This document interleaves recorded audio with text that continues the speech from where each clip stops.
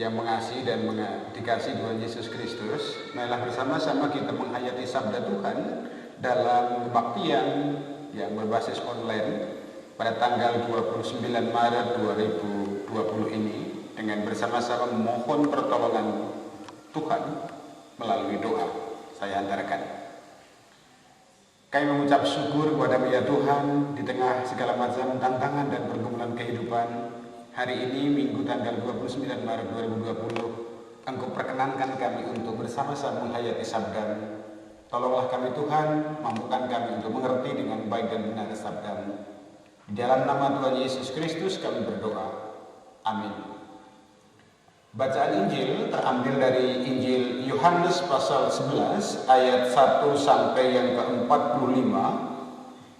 LAI, Lembaga Alkitab Indonesia, memberikan tema Lazarus dibangkitkan. Demikian cerita Alkitab. Ada seorang yang sedang sakit, namanya Lazarus. Ia tinggal di Betania, kampung Maria dan adiknya Marta. Maria ialah perempuan yang pernah meminyaki kaki Tuhan dengan minyak mur dan menyekanya dengan rambutnya. Dan Lazarus yang sakit itu adalah saudaranya. Kedua perempuan itu mengirim kabar kepada Yesus, "Tuhan, dia yang Kau kasihi sakit." Ketika Yesus mendengar kabar itu, ia berkata, "Penyakit itu tidak akan membawa kematian, tetapi akan menyatakan kemuliaan Allah, sebab oleh penyakit itu Anak Allah akan dimuliakan." Yesus memang mengasihi Marta dan kakaknya dan Lazarus. Tetapi setelah didengarnya bahwa Lazarus sakit, ia sengaja tinggal 2 hari lagi di tempat di mana ia berada.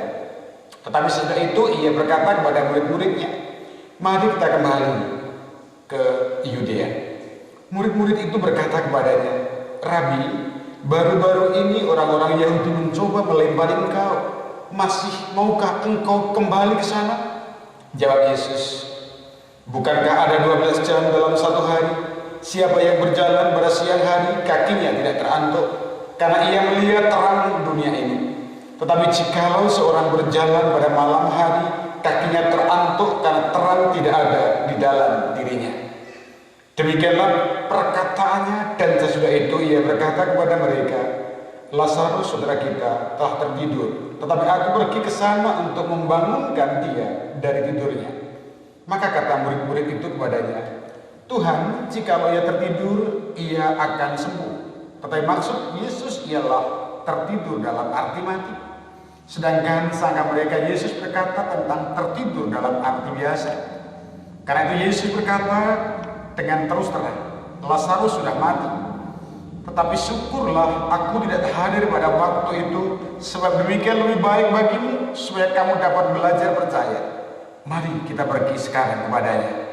Lalu Thomas, yang disebut Didimus, berkata kepada teman-temannya, yaitu murid-murid yang lain, "Marilah kita pergi juga untuk mati bersama-sama dengan dia." Maka ketika Yesus tiba, didapatinya Lazarus telah 4 hari berbaring di dalam kubur.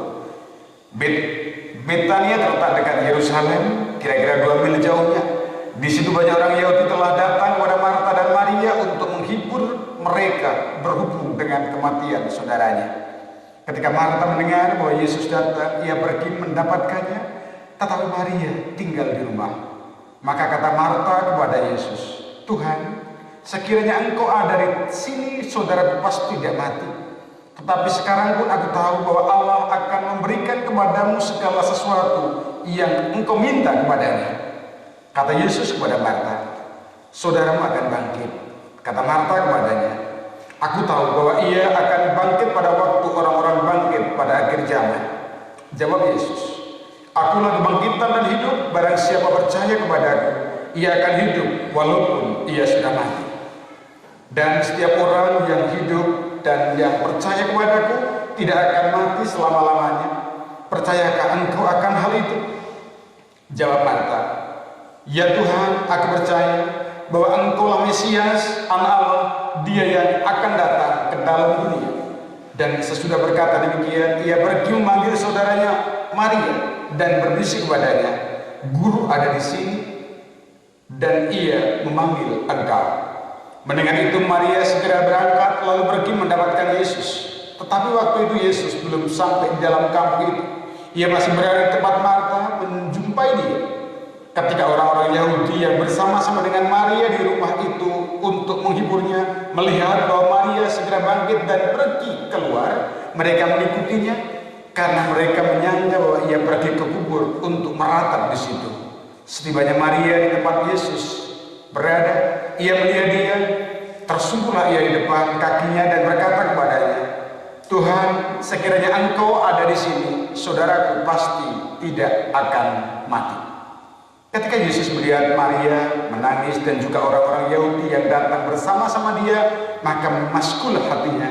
Ia sangat terharu dan berkata, "Di manakah dia kamu baringkan?" Jawab mereka, "Tuhan, marilah dan lihatlah." Maka menangislah Yesus. Kata orang-orang Yahudi, "Lihatlah betapa kasihnya kepadanya." Tetapi beberapa orang di antaranya berkata, "Ia yang memelekkan mata orang buta, tidak sanggupkah ia bertindak sehingga orang ini tidak mati?" Maka maskulah hati Yesus, lalu ia pergi ke kubur itu. Kubur itu adalah sebuah gua yang ditutup dengan batu. Kata Yesus, "Angkat batu itu." Marta, saudara orang meninggal itu, berkata kepadanya, "Tuhan, ia sudah berbau, sebab sudah 4 hari ia mati." Jawab Yesus, "Bukankah sudah kukatakan kepadamu, jikalau engkau percaya, engkau akan melihat kemuliaan Allah." Maka mereka mengangkat batu itu. Lalu Yesus menengadah ke atas dan berkata, "Bapa, aku mengucap syukur kepadamu karena engkau telah mendengarkan aku. Aku tahu bahwa engkau selalu mendengarkan aku, tetapi oleh karena orang banyak yang berdiri di sini mengelilingi aku mengatakannya, supaya mereka percaya bahwa engkaulah yang telah mengutus aku."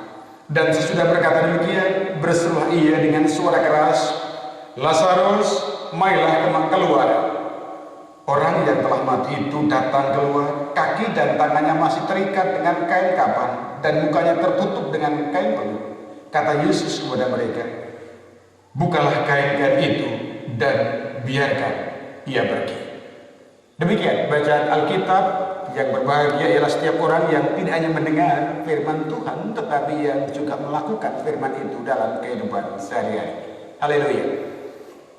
Bapak, Ibu, dan saudara-saudara yang dikasih dan mengasihi Tuhan Yesus Kristus, perkenankanlah saya menyapa Bapak, Ibu, dan saudara-saudara yang ada dimanapun Bapak, Ibu berada, dalam kesempatan apapun, di waktu apapun. Ini kali kedua GKJ Tuntang Timur melayankan sabda melalui online berbasis internet, karena persoalan yang sedang dihadapi di kehidupan ini, baik di sekitaran tempat ibadah di GKJ Tuntang Timur, di Jawa Tengah, di Indonesia, dan di seluruh dunia berkenaan dengan wabah virus corona yang begitu meresahkan kehidupan. Tema khotbah dalam kebaktian Minggu Prapaskah kelima adalah percaya Allah yang membangkitkan. Bapak, Ibu, dan saudara, pergumulan tentang virus corona menjadikan banyak orang mengalami goncangan, baik berkenaan dengan terganggunya mobilitas, terganggunya komunikasi, terganggunya relasi, terganggunya beberapa aspek kegiatan yang bahkan 90% terbatasi dalam rangka membatasi pergerakan penularan virus corona. Ada ketakutan, ada kekhawatiran, ada kegelisahan, ada harapan yang tersendat-sendat menghadapi persoalan ini. Nah, sabda Tuhan dalam kebaktian ini melalui tema percaya Allah yang membangkitkan, mengajak kita untuk berefleksi sejauh mana iman yang Tuhan berikan di dalam kehidupan kita, menuntun penghayatan kehidupan kita supaya tetap mampu setia menghadapi persoalan-persoalan yang sedang dihadapi. Dalam keseluruhan bacaan leksionari, terkhusus di bacaan yang pertama, Yesaya 37 ayat 1 sampai 14, di situ dengan sangat tegas, sangat jelas diceritakan tentang bagaimana sabda Tuhan yang membangkitkan tulang belulang yang ada pada sebuah lembah. Dari sini bisa diambil sebuah pelajaran berharga betapa semuanya hanya ada dalam kuasa Tuhan. Sedangkan bacaan Injil Yohanes pasal 1 ayat 1 sampai 45 tentang peristiwa sakitnya Lazarus, meninggalnya Lazarus, sampai dibangkitkannya Lazarus, mengajak kita menyadari betapa Allah di dalam Kristus sangat berkuasa. Bapak Ibu dan saudara-saudara, ada kemiripan cerita tentang Lazarus yang sakit, Lazarus yang meninggal, dan Lazarus yang bangkit dari antara mati dengan apa yang sedang kita gumuli saat ini. Kalau dulu Maria dan Marta merasa sangat khawatir menghadapi kenyataan saudaranya yang dikasihi yaitu Lazarus sakit, lalu berkabar kepada Tuhan Yesus, namun Tuhan Yesus seolah mendiamkan, bahkan sampai Lazarus mati.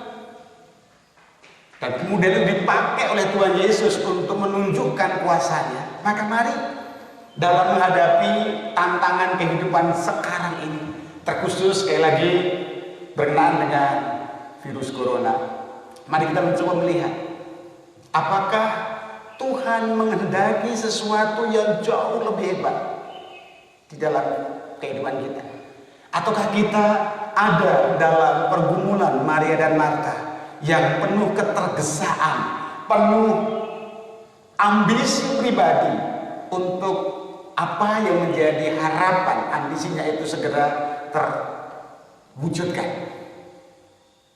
Ketika Yesus mendengar kabar, karena Maria dan Marta memberi kabar kepada Tuhan Yesus tentang kondisi Lazarus, Tuhan Yesus tahu. Dan respon Tuhan Yesus tidak tergesa-gesa untuk berlari dari tempatnya menuju Betania di mana Lazarus ada, lalu melawat, mendoakan, menjamah, dan kemudian sembuh. Tuhan Yesus seolah sengaja mengizinkan peristiwa yang dialami Lazarus sangat parah, mengizinkan Lazarus sampai mati, karena dari kematian Lazarus Tuhan tidak menunjukkan kuasanya. Karena kalau Tuhan menyembuhkan orang sakit, memelekkan orang buta, membuat orang lumpuh berjalan, sudah sangat biasa. Dan apa yang menjadi rencana Tuhan Yesus terlaksana ketika Tuhan Yesus datang setelah 4 hari Lazarus mati, sudah ditanam atau ditempatkan di kubur di dalam gua karena berbeda dengan kita. Lalu kemudian salah satu saudaranya mengatakan bahwa sudah bau. Tuhan menyuruh, bukalah penutup kubur itu. Dan ada dialog yang menarik Bapak Ibu dan saudara-saudara. Tuhan, sudah 4 hari, pasti sudah sangat berbau. Sudah aku katakan, akan ada kemuliaan Tuhan yang dinampakkan. Dan benar, ketika orang-orang mengangkat batu penutup kubur itu, Lazarus dipanggil dengan suara yang sangat lantang. Lazarus, marilah keluar. Maka orang yang telah mati itu datang keluar, kaki dan tangannya masih terikat dengan kain kapan, dan mukanya memang menutupi dengan kain peluh. Orang banyak terhentak, tersentak, kaget bahwa orang yang sudah mati itu benar-benar hidup oleh panggilan Kristus, panggilan Yesus yang penuh kuasa. Nah, melalui kematian Lazarus, orang banyak terselingkan, orang banyak melihat kemuliaan Tuhan, kuasa Tuhan yang hadir. Dan melalui kematian Lazarus, kuasa Tuhan sangat dinyatakan. Tuhan menjungkir balikkan ketidaksabaran Maria dan Marta. Tuhan menjungkir balikkan pemahaman-pemahaman yang umum pada waktu itu. Nah, sekarang kalau kita relasikan, kita kaitkan, kita dialogkan dengan apa yang sedang kita alami saat ini. Mungkin banyak di antara kita, atau mungkin malah semua termasuk saya, sangat berharap dengan sekali doa, Tuhan, singkirkanlah virus corona ini dari kehidupan kami. Sungguh kami takut. Kami takut dengan istilah yang sangat membuat kami trauma, lockdown. Kalau lockdown biasa, tapi kalau lockdown menakutkan sekali. Dan di sekeliling kami ada berita-berita yang sangat membuat kami semakin khawatir. Kota-kota yang ada di sekitar kami semakin banyak, grafik yang terjangkit terpapar virus corona semakin banyak. Bahkan saudara-saudara yang datang dari Jawa pun sekarang dipending. Belum lagi ancaman terhadap kebutuhan. Tadi pagi saya ketemu dengan salah seorang anggota majelis yang buru-buru mau ke pasar karena mendapatkan telepon dari suaminya. Bu, segeralah untuk berbelanja, kalau nanti ada lockdown sudah persiapan. Nah, itu adalah salah satu ungkapan kekhawatiran, kegelisahan, ketakutan oleh karena persoalan yang sedang dihadapi. Dan sekali lagi, di tengah persoalan ini ada keinginan untuk berdoa, Tuhan Yesus tolong singkirkan. Bapak Ibu dan saudara-saudara, bagi Tuhan Yesus untuk menyingkirkan virus corona bukan persoalan yang berat. Tapi pertanyaannya adalah, kalau Lazarus diizinkan sakit sampai meninggal sampai 4 hari, lalu kemudian dalam keadaan yang masih bau kemudian dibangkitkan, dan kemudian orang banyak menjadi sangat takjub apa yang Tuhan kehendaki dari peristiwa mewabahnya virus corona. Kalau kita percaya bahwa Allah mampu membangkitkan Lazarus yang mati, kita harus percaya bahwa Allah mampu memulihkan persoalan yang sedang kita hadapi. Tapi pertanyaannya adalah, sampai kapan Tuhan? Marta dan Maria harus menunggu sampai 4 hari. Dan ketika penantian itu ada peristiwa-peristiwa yang mengikutinya. Sakitnya Lazarus menjadikan Maria dan Marta dan saudara-saudaranya mengalami ketakutan, kegelisahan. Meninggalnya Lazarus menjadikan Maria dan Marta merasa kehilangan. Seolah-olah sudah kehilangan harapan. Bahkan dalam dialog dengan Marta menjawab, ia akan bangkit nanti di hari terakhir. Tetapi Tuhan Yesus mengatakan, tidak, hari ini juga saudaramu akan bangkit. Jadi ada 3 peristiwa. Ada pergumulan, persoalan, lalu orang datang kepada Tuhan Yesus. Di situ Tuhan Yesus seolah-olah membiarkan ben baik sesuk baik. Lalu yang kedua, apa yang menjadi kekhawatiran orang terjadi, sakit pada kematian, itu Lazarus. Dan Tuhan Yesus seolah-olah terlambat. Kalau mungkin di Jawa ketika Tuhan Yesus datang dan Lazarus sudah dikubur, ngapain datang? Kaset, terlambat, percuma tak berguna, percuma tak ada gunanya. Tetapi Tuhan Yesus sekali lagi membongkar pemahaman-pemahaman yang ada dalam kehidupan orang-orang Yahudi pada waktu itu. Di dalam pemahaman Tuhan Yesus tidak ada yang terlambat untuk menunjukkan kuasa dan kemuliaannya. Ketika kita sekarang menempatkan bahwa Tuhan Yesus punya kuasa untuk membangkitkan, untuk menyembuhkan, untuk memulihkan, iman kita ditantang untuk menghadapi wabah corona ini. Apakah ada tantangan? Banyak. Yang pertama adalah perasaan waktu yang teramat lama, menunggu 14 hari paling tidak. Dan orang Indonesia nampaknya sangat sulit untuk tidak berinteraksi, untuk mengkarantina diri dengan segala macam alasan. Yang kedua, kalau Lazarus durasinya sekitar 4 hari, dengan keyakinan Tuhan berkarya saat ini, bagaimana kita menempatkan sampai kapan virus ini mewabah? Beberapa data, beberapa asumsi muncul, akhir Maret adalah puncak sampai dengan pertengahan April, lalu kemudian kurvanya menurun, lalu sekitar Mei akan selesai. Dan akibat dari situ adalah antisipasi, itu adalah gereja melalui PGI juga sudah menyarankan untuk memperpanjang kegiatan-kegiatan berbasis online dalam kegerejaan kita. Nah, apakah kita kuat? Nah, yang terakhir Bapak Ibu dan saudara-saudara, apakah kita yakin bahwa Tuhan seperti ketika Lazarus mati membangkitkan, juga akan memulihkan. Kalau kita menempatkan keyakinan itu, kita akan menjumpai sesuatu yang luar biasa, sesuatu yang ajaib, yang di situ hanya kemuliaan dan kuasa Tuhan yang nyata. Seperti apa Pak? Ya silahkan, mari kita bersama-sama mengikuti jalan Tuhan ini. Mari kita masuk ke dalam ritme atau langgam Tuhan. Jangan paksa Tuhan untuk masuk dalam ritme kehidupan kita. Virus corona mengajak kita untuk masuk dalam ritme Tuhan. Beberapa narasi di sekitaran kita muncul tentang konsep harmoni, konsep atau teori konspirasi. Silakan. Yang jelas Bapak Ibu dan saudara-saudara, jemaat yang terkasih, jemaat GKJ Tuntan Timur dan jemaat yang tersapa oleh pelayanan Sabda melalui siaran online ini, mari kita mempercayakan bahwa Allah punya kuasa untuk membangkitkan, tetapi dengan cara kita mengikuti alur berpikir, alur kerja Tuhan Yesus. Jangan paksa Tuhan. Teman-teman yang mau melihat bisa langsung buat status.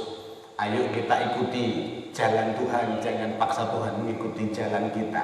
Ayo kita ikuti lagunya Tuhan, jangan kita paksa Tuhan ikut lagu kita.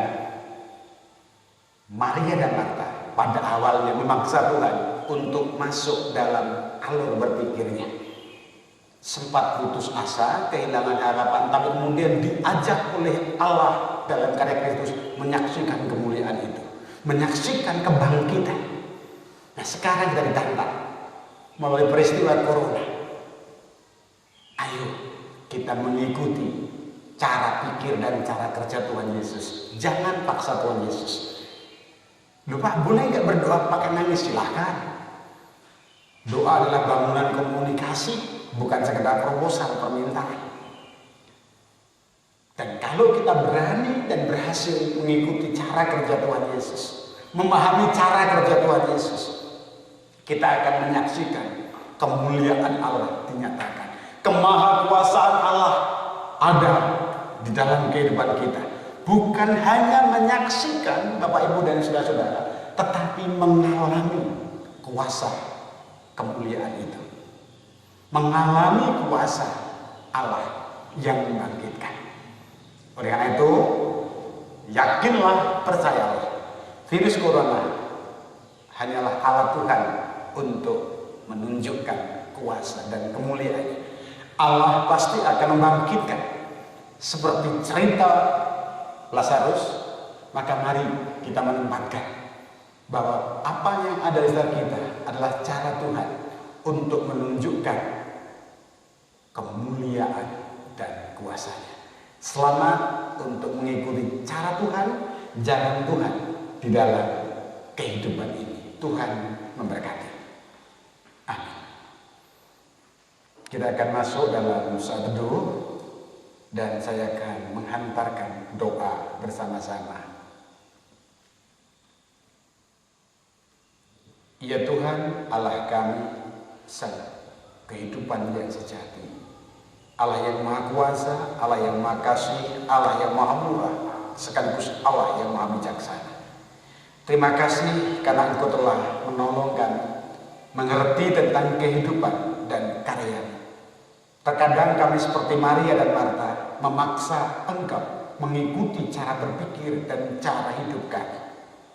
Terkadang kami kecewa karena Engkau seolah membiarkan sesuatu yang dalam pandangan kami menyakitkan terjadi.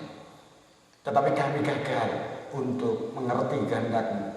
Baru ketika Engkau di titik yang sudah sangat membuat kami kecewa, menghadirkan kuasa dan kemuliaan, kami terkesiap, kami terkagum-kagum.